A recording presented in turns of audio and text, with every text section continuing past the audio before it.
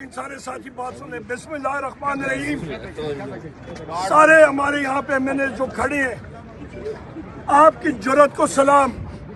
آج ہمارے محبوب قائد وزیر اعظم عمران خان صاحب اور بشریٰ بی بی صاحبہ کے خلاف جو فیصلہ القادر کا آیا ہے اس کو ہم لوگ کنڈیم کرتے ہیں.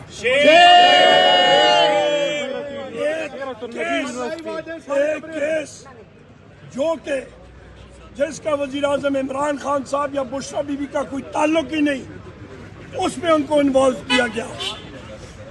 یہ کیس تھا نیشنل کرائم ایجنسی برطانیہ اور ایک پرائیویٹ بزنس مین کے مابین.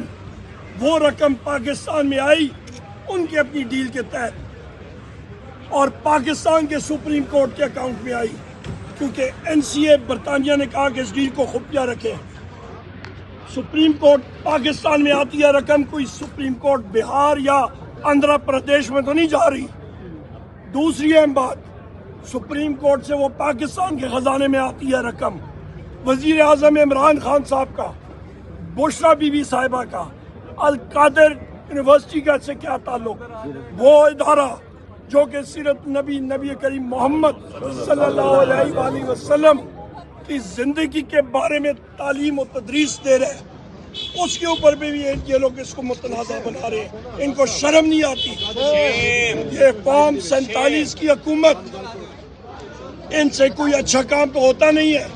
انہوں نے یہ پیسہ باہر لے کے گئے, اور ایک شخص جس نے شوکت خانم اسپتال بنائے, جس نے القادر یونیورسٹی بنائی, جس نے نمل یونیورسٹی بنائی, وہ ان کی ذات میں اور ٹارگٹ میں آ رہے ہیں. ہم لوگ اس چیز کو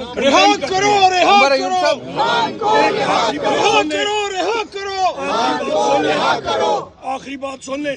عمران تیرا ایک اشارہ تیرے جانثار رہا کرو.